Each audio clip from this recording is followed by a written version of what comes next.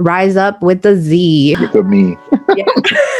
So my name's actually Azikiwee, and it has a Z, and so my nickname is Z. So I'm like, rather than having the Rise, it's Rize because it's Rise with a me, with a Z. Yeah. Hello, everyone. Welcome back to the 98 podcast. I'm your host, Kiran, and today I'm joined by Z, the founder of Rize Up, a micro bakery in San Francisco. So in today's episode, we're going to be learning about what is Rize Up and what it takes to run a successful bakery. For more information on today's topic and Z, please follow us on Instagram at 98.podcast and at rise_up_sourdough, and check out their website, riseupsourdough.com. That's Rise Up with the Z. Without further ado, welcome to the show, Z. Hey, how you doing? I'm doing great. Thank you for being here. Thank you. Yeah.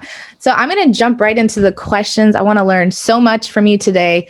Can you start off by giving us a brief introduction about Rize Up, how it began, what inspired you? Okay. So I was a aspiring chef before the quarantine happened, or the pandemic kind of shut everything down. And I used to do basically, like, if you wanted to have 8 to 20 something people and you wanted to have maybe a private dinner where it's like, 7-course meal or something with wine pairing, I would kind of do that. So some people call it like kind of catering, but I called it private chefing. Mm-hmm. And it was going well. And then everything shut down, and just like the rest of the world, that kind of went kaput. And I have 2 kids, and we were doing homeschooling and just trying to keep that whole thing working. And so then I had several people ask me if I wanted to bake bread, and we started sending pictures around. I kind of was on a text message thread, and next thing you know, I'm taking pictures and putting it up, and then it turned from 1 loaf a week to 2 loaves to 4 loaves at a time to 12 or 15 loaves a week, and handing them out. And then I took some pictures and posted, and one of my friends on the East Coast said, "You got to send me some of that bread. It's like, looks amazing." Mm-hmm. And I was kind of like, "I don't know, man. It's going to cost a lot of money to get it to you. It might not be good." And he was like, "It's my money. Just send me the bread." And I was like, "Okay." So I sent it to him, and he loved it. And so I was like, "Wow, it really kept," And so I posted a photo on Instagram saying, "I can't believe people are paying me to send them bread."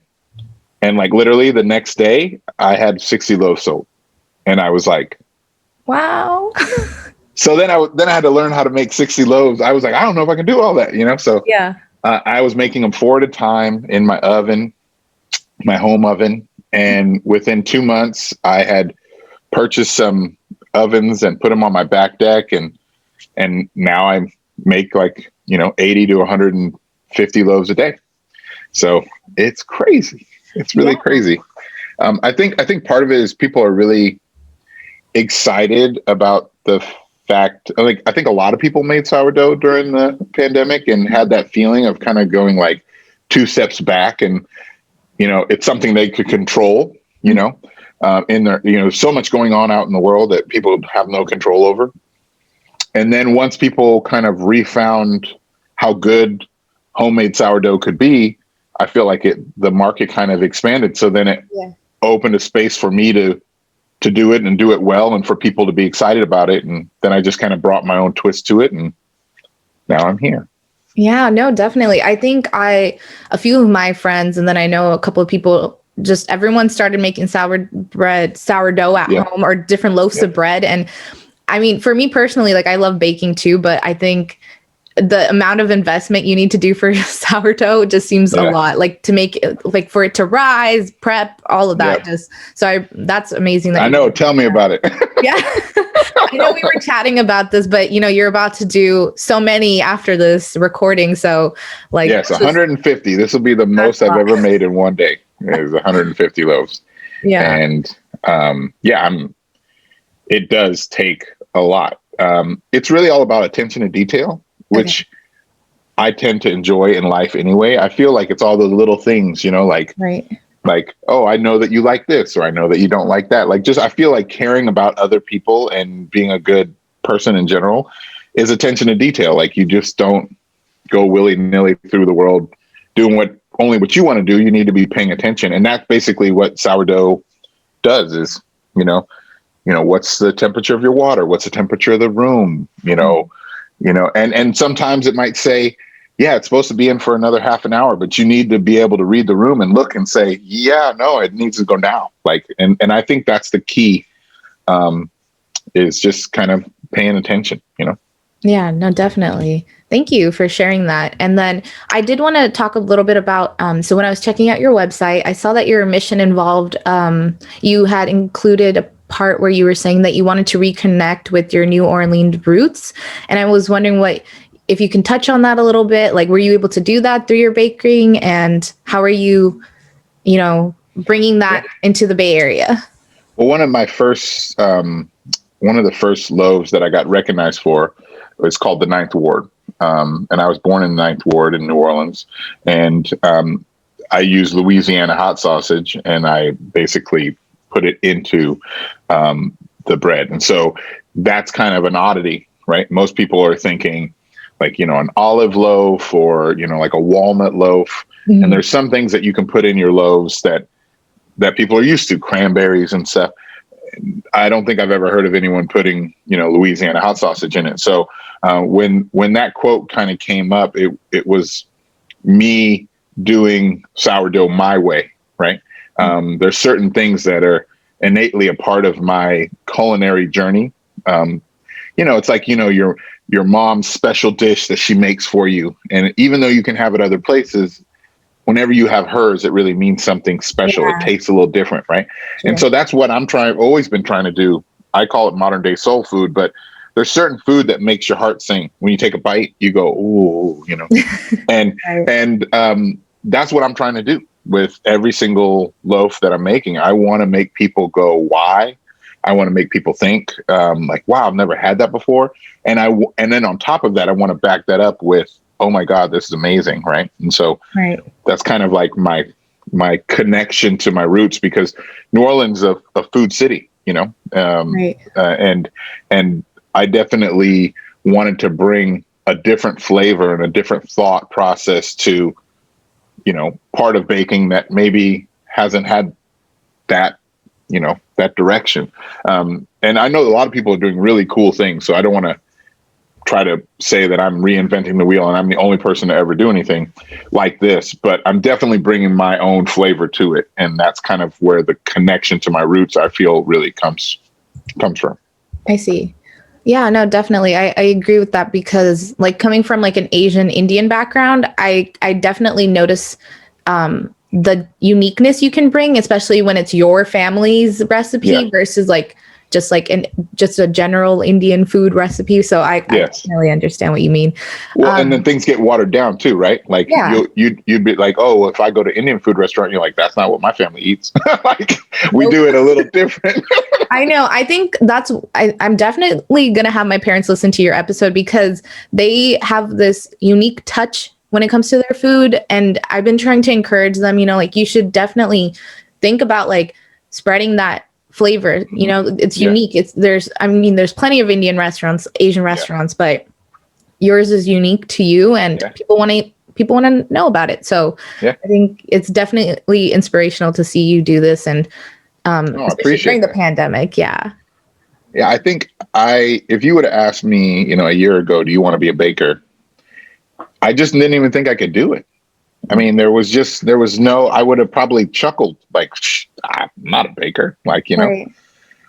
But it's that 10,000 hours, you spend enough time and enough focus on any given thing and you're bound to get better. Right. And so like having the time, I took it as kind of a, silver lining or a blessing, or I don't know what you want to call it, where a lot of people are like, this is horrible.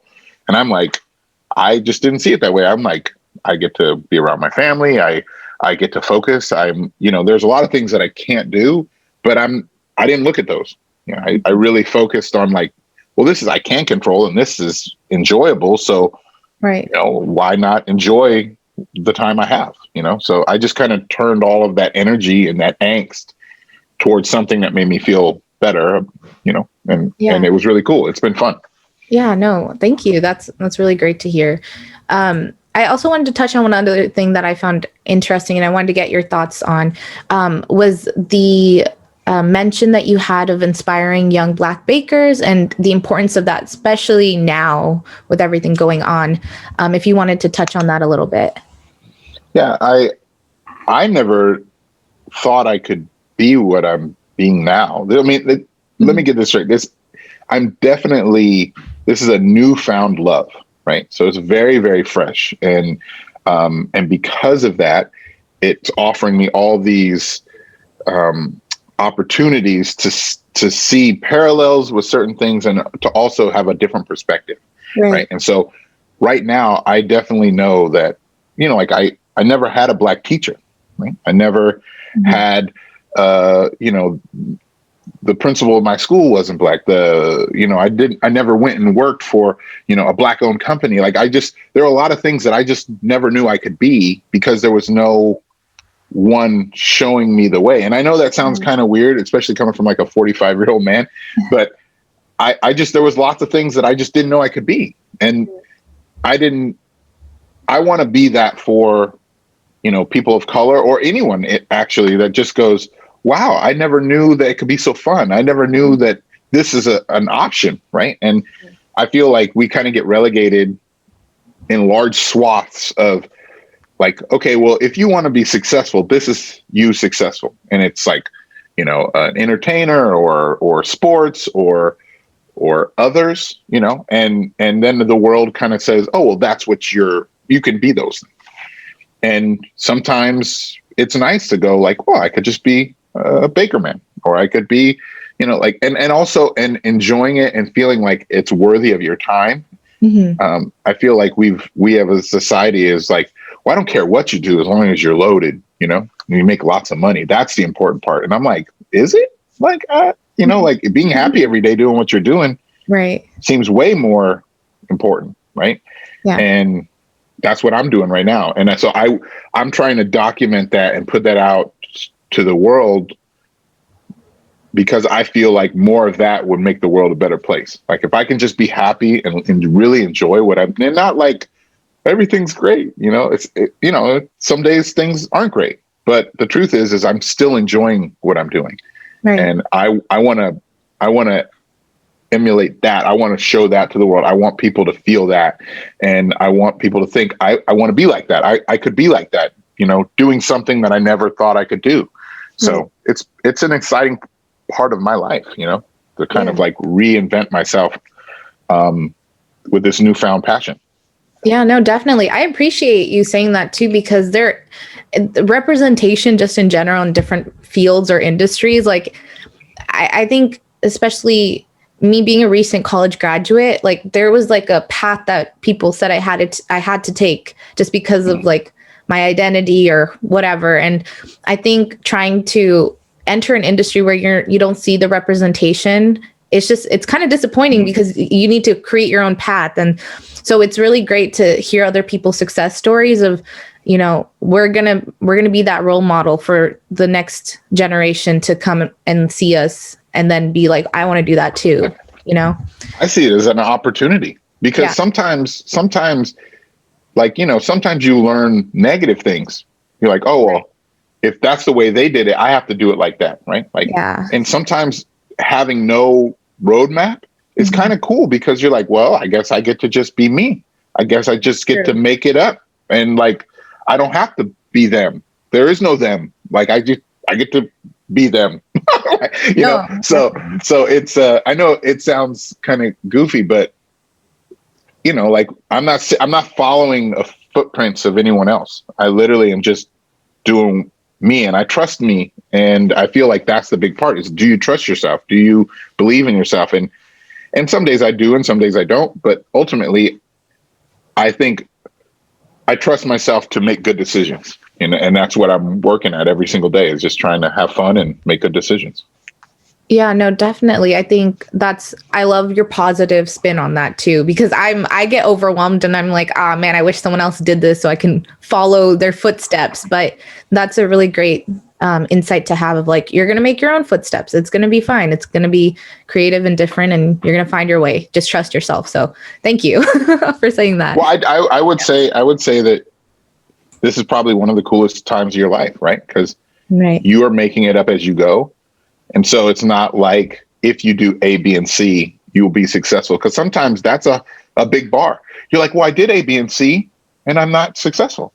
Right. And so then now you have like this feeling of like, oh, I must have done something wrong. I'm not good enough, right? Well, where if you're making it your own choices and they work out even remotely well, you're like, wow, I did it. Like it feels like it's so much more rewarding, so much faster, right? Because it's like, I something happens, people are into it, like I feel like it's very fulfilling, Yeah, definitely. And that kind of segues into this next thought I wanted to ask you about. So was this your first time starting your own venture like this, or I know you mentioned you were doing the culinary path anyways, but were you hoping to open your own restaurant? Or I know you also mentioned that you were a professional rollerblader. Yeah. What was your journey like to get to this spot? I won't lie. I've not worked for many people in my life. I have been one of those people that by hook or by crook is like, people say, I need someone to do this. And I'm like, I can do it, and they're like, have you ever done it before? I'm like, nope. And I just kind of muddled through life figuring it out. What I feel like my superpower is I can see opportunity and I have strong work ethic, right? So no matter where you drop me, I'm going to be like, oh, well, that's kind of cool. I kind of like that. I think I could do that. I'll try it. Right. I feel like when people poke at you or point at you and go, oh, you messed up. I'm like, yeah, everyone messes up. Like, would you laugh at a kid because they didn't get something right the first time? Like, if I'm trying it, as long as I'm trying and working hard, I'm going to get better. So, yeah, when I was a rollerblader, that's basically the same thing. Like, whether it's rollerblade or BMX or skateboarder, snowboarder, in order to get good at any of those things, you get wrecked, right? And it's painful. Like, how do you learn how to launch? You launch and you fall and you eat it, Right. And so I think the mentality that I've had is I'm willing to take my lumps, and I've just taken that same exact model and just moved it into other things. Now that I'm a little bit older, it's like, yeah, maybe I don't want to fall on my head every day, but it doesn't mean that I'm not willing to push, I just have took all of my, energy and put it towards something that maybe is a little less painful, but it doesn't mean that it's not stressful. So I just, instead of physical pain, now it's like mental turmoil, but yeah, I also think that setting attainable goals is a quick way to make you feel good about what you're doing. Yeah. It doesn't matter if I've owned other businesses. Doesn't matter if I was a skater. It doesn't matter if I designed. No matter what I did, it just is like, how do you get to the top of the mountain? It's like one step at a time, right? Like, you just wake up and you take a few steps and give yourself a pat on the back. Like, okay, I'm better than I was yesterday. I'll be better next week. Like, I feel like sometimes we're so driven to get to this big thing that you're not enjoying any of the steps, right? Like, I'm a lot better than I was a year ago, right? I'm even better than I was 2 weeks ago, right? Every once in a while I mess up, but the truth is I'm going to continue to get better as long as I focus, and that's what I'm happy to do. I'm excited about that. So, yeah. And some days that's enough, like, hey, I did pretty good. So. Yeah, no, definitely. So I want to go back to your business and talk a little bit more about sourdough and so you're currently, that's your main product. I was just wondering if you're hoping to expand to something else at one point. And then if you do, like, is there a fan favorite when it comes to what like loaf people prefer? And if you have recommendations for anyone new looking to purchase from you? So the reason I call my OG is it's the original gangster. And it is the first thing that I made, and it is the most versatile, right? So you can do anything with that bread, whether it's like with a certain kind of soup, doesn't have a flavor profile besides basic sourdough, and basic in the best means of the word. And so I sell a lot of it, right? It's also the one that I donate when I do the Pay It Forward loaves. So it is my standard. And so I always say people should start there and know that they love the bread, and then take a step further and look for flavor profiles that they can get foodie with, you know? I see. Like there's the bacon, charred jalapeno bacon and cheddar. Yeah. And that is one of my favorites. Like just cutting it, like if I just want to eat bread straight off the loaf, it's amazing, right? Because it's got smoke and it's got heat and it's got, some of the little bit of the fattiness from the bacon and the cheese. Right. And so just by itself, it's amazing, right? Right. But the reason I have so many different flavors is because just like life, I like to mix it up, Like I might want to eat Indian tonight, and then a couple days later, I might want Vietnamese, So as someone who's really loves food, I'm trying to inspire people to take my creations and do something they've never seen and make something really cool and elevate what they like, right? Right. So I make a paella inspired loaf, right? And it's got paella seasonings and garlic, and it's got some sausage, sacrilege, some sausage in it, and some not red bell peppers, but they're a certain kind of Spanish pepper. And so I had someone take that and then make a grilled cheese sandwich with like smoked paprika infused cheese. And it just like blew my mind. I'm like, that sounds amazing, right? That's really what I'm trying to do. I love when people take photos of their food that they've made and they're like, I've got this great idea and here's what I did with it.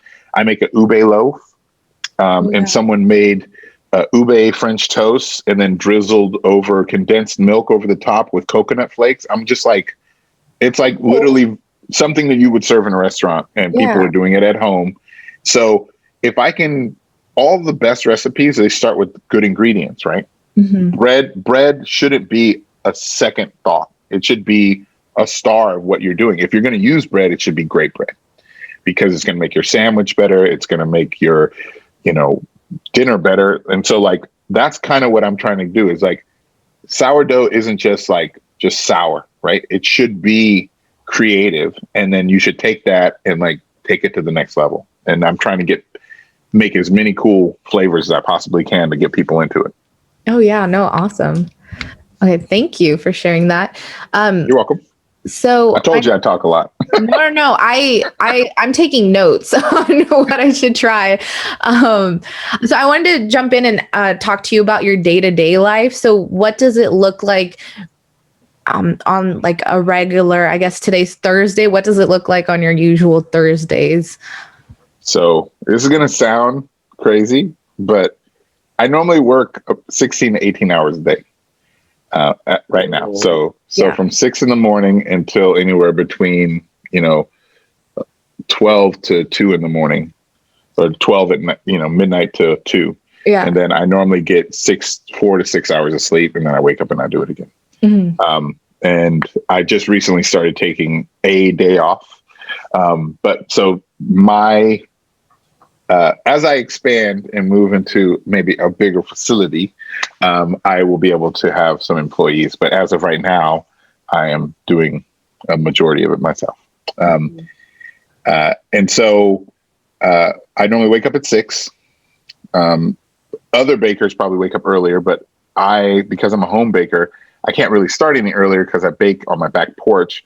And I just want to be a good neighbor. I don't want to be banging around at 4 o'clock in the morning and waking people up. I just feel like that would be horrible. So I normally start my ovens up at 6, and they take about an hour to heat up to 500 degrees. And then somewhere right before 7, I put in the first 24 loaves. And then basically every hour I can bake 24 loaves. Wow. And so if I've got 100, you can see how long that is. If I've got 120, you can see how long that is. And so basically from 7 in the morning until 4 in the afternoon, I'm baking. And we normally bake like what needs to go out first. So like wholesale gets done first, and then delivery goes after. And then I ship anywhere within the United States. So then everything has to be cooled down enough to be packaged and then sent off via FedEx by 3. And then around 4 o'clock, anyone who's local, who's doing pickup comes, and from 4 to 6, they pick up their loaves for dinner that evening or for the weekend. And then at 6 o'clock, all pickups are done. And then about 6:30, 7, I start making dough for the next day. And then that's like a 8-hour shift. So, wow, that's a lot. It's a lot. Yeah, no, but in the future, it's going to be easier because I'll have help. So. Yeah, no, definitely. That was my next question. I was going to say, if like, are you working with someone? Is someone helping you? But yeah.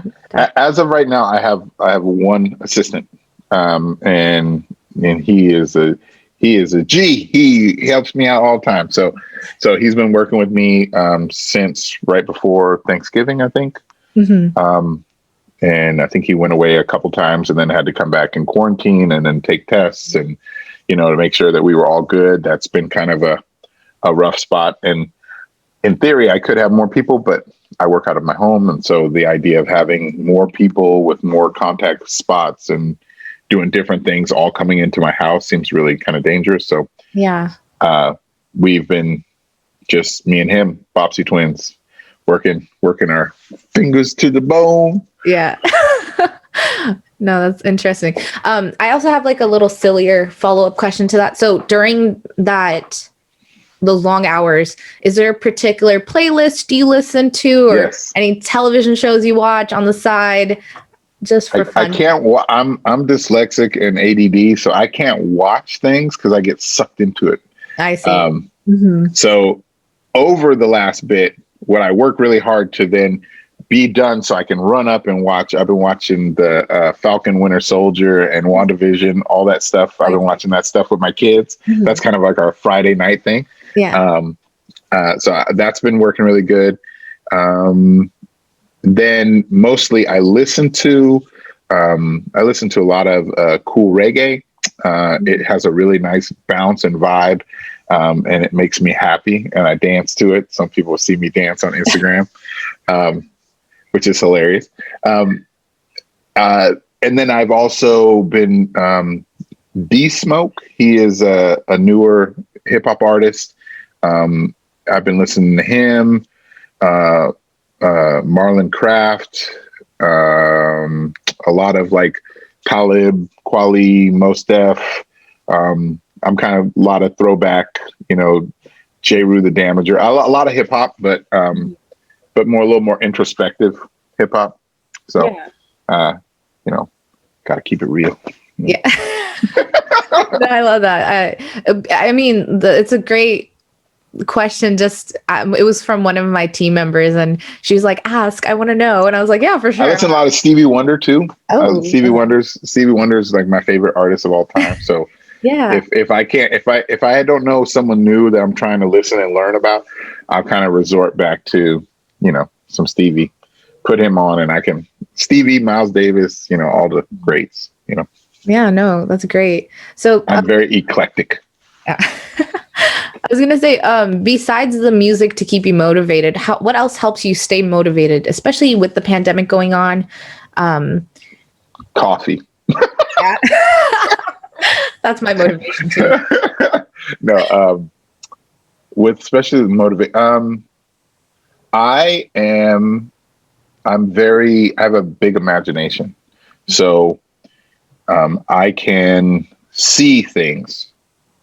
So I feel like I can see the future. Right. So it's not like, well, tell me when I'm going to die. No, it's not like that. I feel like if I focus a lot, my brain can play chess and go 3 or 4 steps ahead. And so I can feel things coming. And when they're moving in the right direction, it's very empowering, right? I'm like, it's happening. I can feel it. It's happening. Like I can feel that world growing. And so a lot of my motivation and a lot of my the extra little push comes from feeling a connection to this world that's being created. Even if it's just only a small little thing, you know, but like my dough's getting a little bit better, or, you know, someone wants to do a podcast with me, or, you know, like all these little things that I can feel it changing. Yeah. And then honestly, interacting with people, I'm a people person. And so when people come to get their bread and there's a giddiness, there's an excitement like, oh, I get to pick up my bread. And that little happiness, that little smile, like the smile that you now have because I said that, that feeling is very infectious. It, you know, like if I've worked 18 hours, my feet hurt, and someone shows up and them and their kid are here to pick it up, and they're like, oh, they're all excited to pick up bread. I'm like, oh my God, they like what I do. Like, it feels really good. I make them happy. It makes me happy. And then I'm like, it made my day, you know? Yeah. So yeah. No, all the little things. That's so cool. That's how I feel about my podcast too, to be honest. Like first starting it off, it just was like a random idea. And then seeing that, I never thought of it as like predicting the future through your like hustling or your moves. But like, I agree. I think like that's a really great way to stay motivated, is if you think you're heading in the right direction, you're like, wow, this can be something really cool, you know? Yeah. Especially like, I think mine was also like meeting with you and like starting to finally like interview entrepreneurs or like people in our Bay Area community that are like doing great things. So I feel like this is definitely heading in the right direction too for me. So, well, there's like that game, recognize game part where you're like, they see me, right? They trust me. They see me. They're into what I'm doing. Like that is like fan on the flames, you know, like, right. Like, oh, I like this, you know, like, and I feel like people are so, I don't know, maybe it's because I'm getting a little bit older, but I feel like people they want to be so cool. And like, what's not like, what's the coolest thing? Like the coolest thing is like being excited and loving what you do. That's like super cool, you know?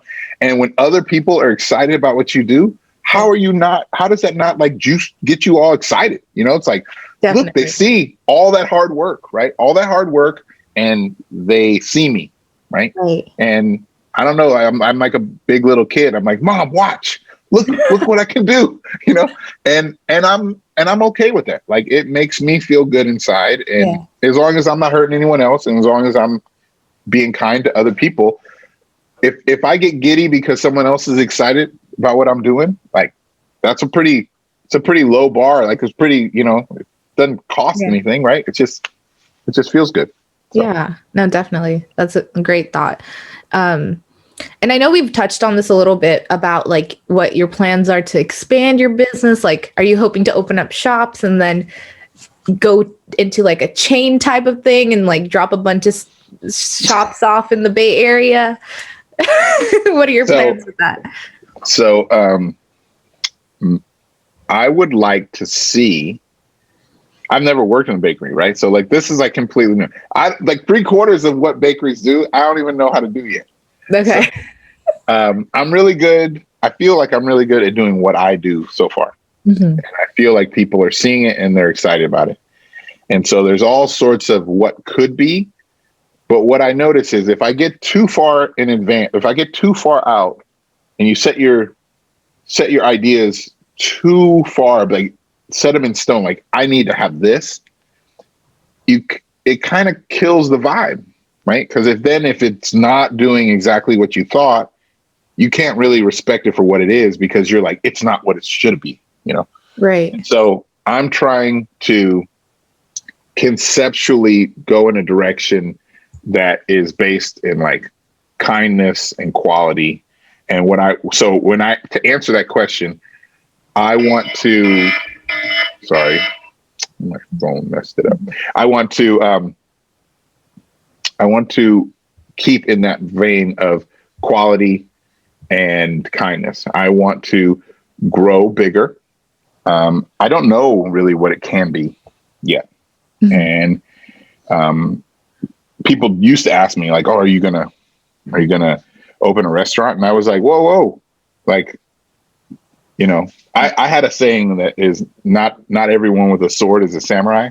And that's kind of how I feel, where it's like, I don't know what it can be. I just know that I'm really enjoying it, and that I enjoy the work, and that I enjoy how people feel about it.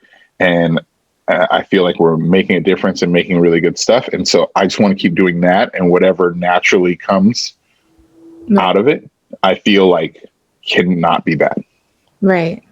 And so I'm trying to stay in I know that it's moving. Like, I'm working really hard right now to open up a commercial kitchen so that I can expand and make it easier on myself and anyone else who's trying to help me.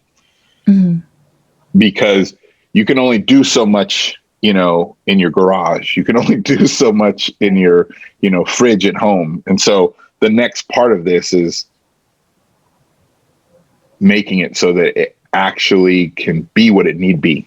And so that part is so exciting, and so that it's really fueling me right now. And then once I get there, the next iteration will happen. Right.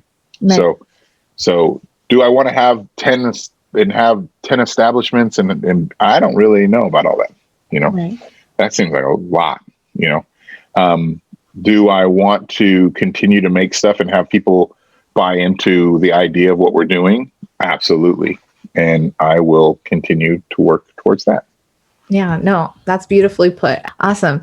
So we're about to wrap up soon, but I did want to mention one thing to our listeners. You had this amazing opportunity that you promoted a few hours ago on Instagram about paying it forward, where you had got, where you're recommending that people get 2 loaves at a discounted price, where the customer takes one home, and then one will be donated to a food bank in their name. And I know my listeners and we find businesses like yours truly inspirational. And I was just wondering if you can clarify how this all started, like where did this idea come from, and what you're hoping to do with it in the future. Okay. Well, I'll get personal since you guys want to know. Yeah.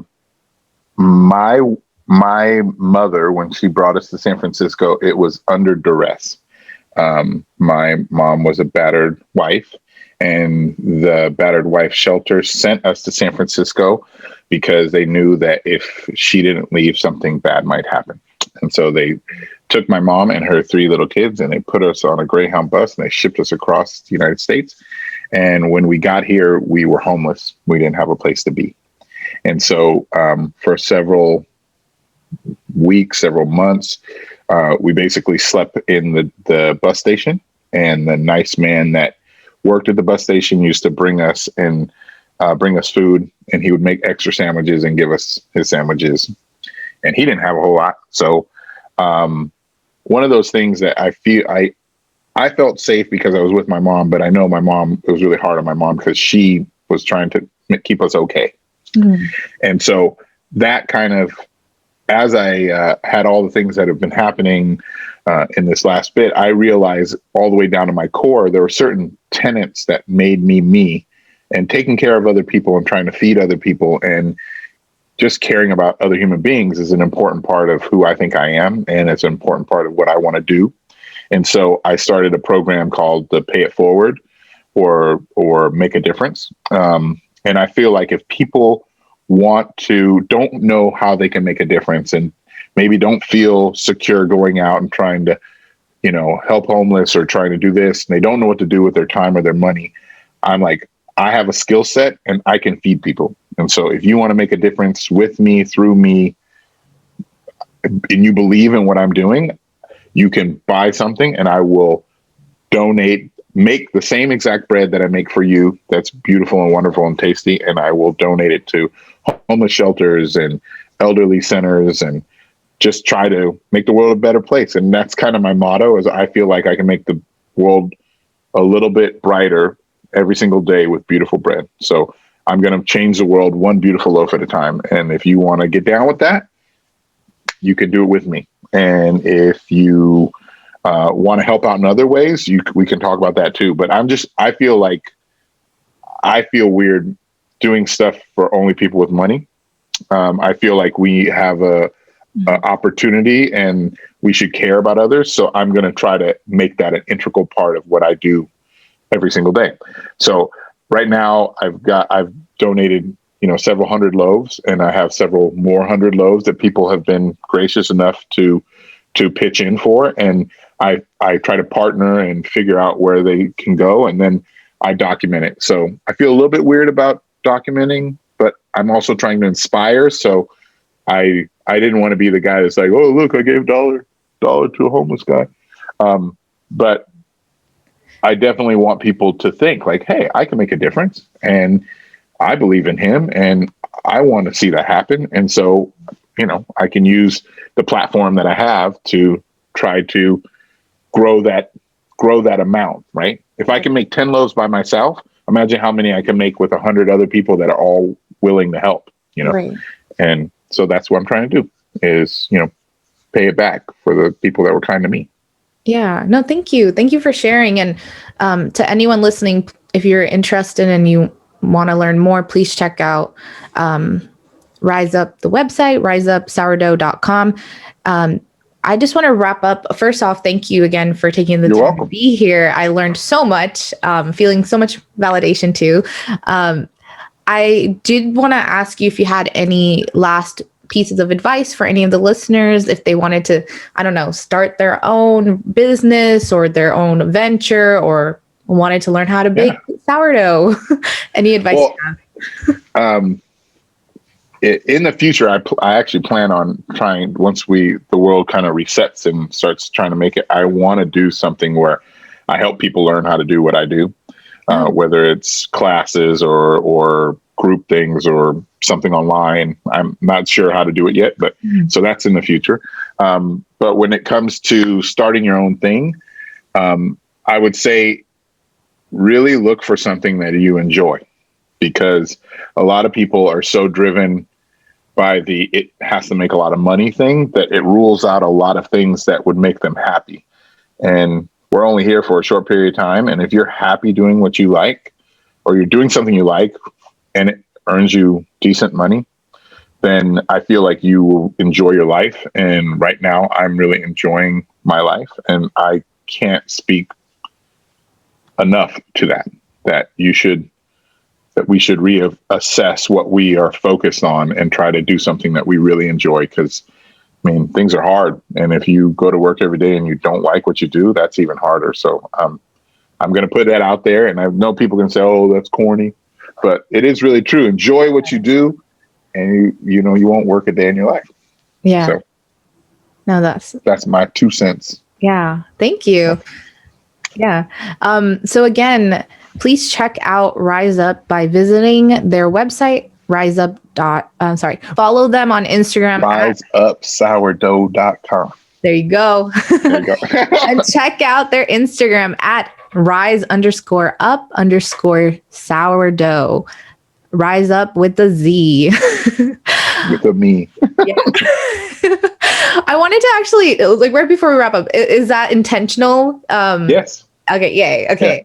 Yeah. So my name's actually Azikiwee, and it has a Z, and so my nickname is Z. So I'm like, rather than having the Rise, it's Rize, because it's rise with a Z. Yeah. I love that. Yeah. It's just like there's so much depth there. So I appreciate you clarifying. That's no problem. Cool. Yeah. Awesome. So thank you again for being on the podcast, and thank you everyone for listening.